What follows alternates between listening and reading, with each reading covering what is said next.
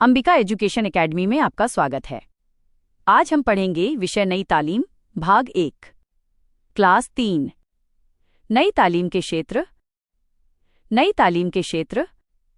भूमिका। नई तालीम महात्मा गांधी की ऐसी शिक्षा दृष्टि है जिसमें शिक्षा को केवल पुस्तकों, परीक्षाओं और सैद्धांतिक ज्ञान तक सीमित न रखकर जीवन, श्रम, समाज और उत्पादन से जोड़ा गया है। इसका मुख्य उद्देश्य बालक का शारीरिक, मानसिक, बौद्धिक, नैतिक, सामाजिक और व्यावहारिक विकास करना है। नई तालीम में ये माना गया कि शिक्षा ऐसी होनी चाहिए जिससे व्यक्ति अपने जीवन की आवश्यकताओं को समझ सके, अपने हाथों से काम करना सीखे, आत्मनिर्भर बने और समाज के विकास में योगदान दे। इसके क्षेत्र निम्नलिखित हैं। 1. प्राथमिक एवं विद्यालयी शिक्षा। नई तालीम का सबसे प्रमुख क्षेत्र विद्यालयी शिक्षा है। इसमें बालक को केवल पढ़ना, लिखना और गणित सीखने तक सीमित नहीं रखा जाता, बल्कि उसकी शिक्षा को किसी उत्पादक एवं उपयोगी कार्य से जोड़ा जाता है, जैसे बागवानी, खेती, कताई, बुनाई, मिट्टी का काम, हस्तकला आदि। इन कार्यों के माध्यम से भाषा, गणित, विज्ञान और सामाजिक अध्ययन जैसे विषयों को भी समझाया जा सकता है। इससे बालक केवल रटकर ज्ञान प्राप्त नहीं करता, बल्कि स्वयं कार्य करके और अनुभव प्राप्त करके सीखता है। इस प्रकार विद्यालय बालक के लिए जीवन की वास्तविक परिस्थितियों को समझने का स्थान बन जाता है। 2. श्रम एवं हस्तकला शिक्षा। नई तालीम में श्रम को शिक्षा का महत्वपूर्ण माध्यम माना गया है।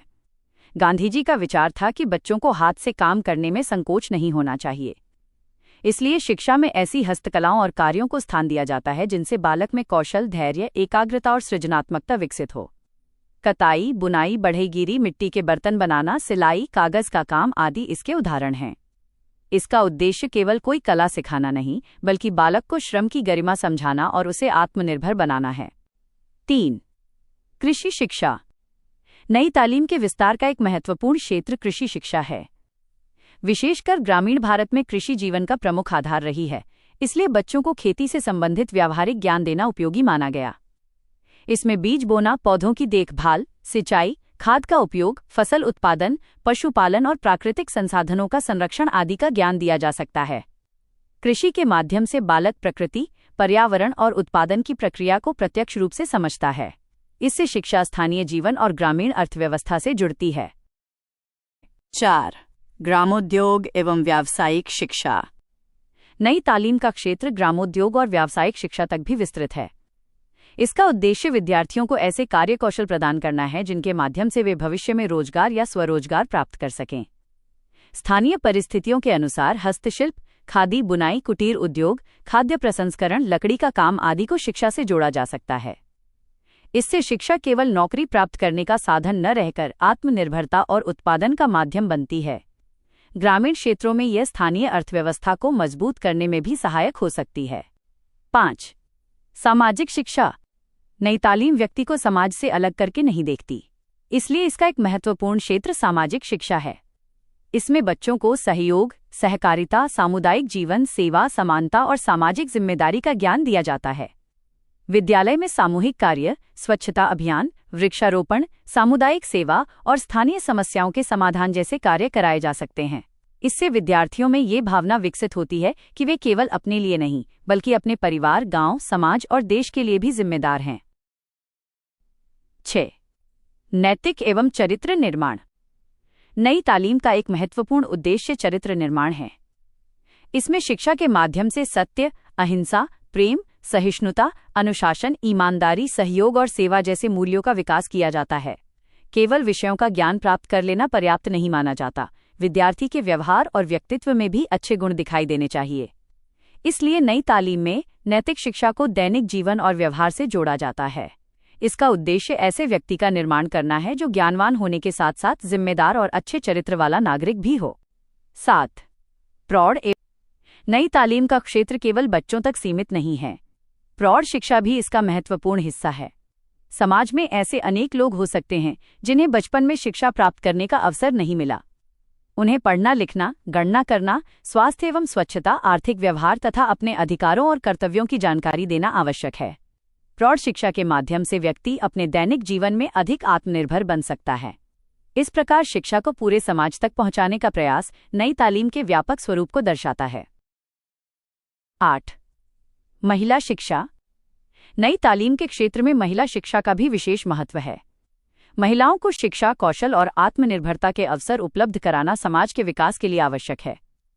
महिला शिक्षा के माध्यम से ज्ञान के साथ साथ स्वास्थ्य, स्वावलंबन, कौशल, परिवार और सामाजिक जिम्मेदारियों के प्रति जागरूकता विकसित की जा सकती है। शिक्षित महिला अपने परिवार और समाज के विकास में महत्वपूर्ण भूमिका निभा सकती है। इसलिए नई तालीम की व्यापक भावना में शिक्षा के अवसर सभी के लिए समान रूप से उपलब्ध कराने पर जोर दिया जाता है। 9. स्वास्थ्य एवं स्वच्छता शिक्षा। नई तालीम शिक्षा को स्वस्थ जीवन से भी जोड़ती है। विद्यार्थियों को व्यक्तिगत स्वच्छता, साफ सफाई, पौष्टिक भोजन, व्यायाम, स्वस्थ आदतों और स्वच्छ वातावरण के महत्व की जानकारी दी जाती है। विद्यालय और समुदाय की सफाई, स्वच्छ पेयजल, कचरा प्रबंधन तथा स्वास्थ्य संबंधी जागरूकता जैसे कार्यों को व्यावहारिक शिक्षा का हिस्सा बनाया जा सकता है। इससे बच्चों में स्वास्थ्य के प्रति जिम्मेदारी विकसित होती है और वे अपने परिवार तथा समाज को भी स्वच्छता के लिए प्रेरित कर सकते हैं। 10. पर्यावरण शिक्षा। आज के संदर्भ में नई तालीम के सिद्धांतों को पर्यावरण शिक्षा से भी जोड़ा जा सकता है। प्रकृति के साथ प्रत्यक्ष संपर्क, वृक्षारोपण, जल संरक्षण, मिट्टी की देखभाल, जैविक खेती और स्थानीय संसाधनों के उचित उपयोग जैसे कार्य विद्यार्थियों को पर्यावरण के प्रति संवेदनशील बनाते हैं। इससे बालक ये समझता है कि प्राकृतिक संसाधन सीमित हैं और उनका संरक्षण करना प्रत्येक व्यक्ति की जिम्मेदारी है। इस प्रकार शिक्षा प्रकृति और मानव जीवन के बीच संतुलन स्थापित करने में सहायक बनती है। 11. आत्मनिर्भरता एवं आर्थिक शिक्षा। नई तालीम का एक प्रमुख उद्देश्य आत्मनिर्भर व्यक्ति का निर्माण करना है। विद्यार्थी को ऐसा ज्ञान और कौशल दिया जाए जिससे वो अपने जीवन की आवश्यकताओं को समझ सके और अपनी क्षमता के अनुसार कार्य कर सके। उत्पादक कार्यों और व्यावसायिक कौशल के माध्यम से उसे श्रम, उत्पादन, बचत, उपयोग और आर्थिक जिम्मेदारी का व्यावहारिक ज्ञान मिलता है। इससे शिक्षा व्यक्ति को केवल प्रमाणपत्र प्राप्त करने के बजाय वास्तविक जीवन की चुनौतियों के लिए तैयार करती है। 12. राष्ट्रीय एवं सामुदायिक विकास। नई तालीम का अंतिम और व्यापक क्षेत्र राष्ट्र तथा समाज का विकास है।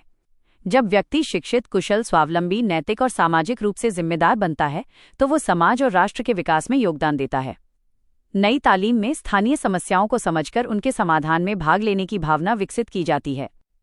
इस प्रकार शिक्षा व्यक्ति के विकास के साथ साथ गांव, समुदाय और राष्ट्र के विकास का माध्यम बनती है। निष्कर्ष। इस प्रकार नई तालीम का क्षेत्र अत्यंत व्यापक है।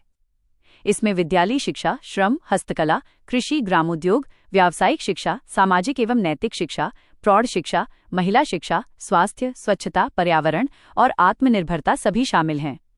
नई तालीम का मूल विचार ये है कि शिक्षा जीवन से जुड़ी हो और व्यक्ति को केवल ज्ञानवान ही नहीं बल्कि कुशल, स्वावलंबी, चरित्रवान, सामाजिक रूप से जिम्मेदार और राष्ट्रोपयोगी बनाए। यही इसकी शिक्षा दृष्टि को व्यापक और व्यावहारिक बनाता है।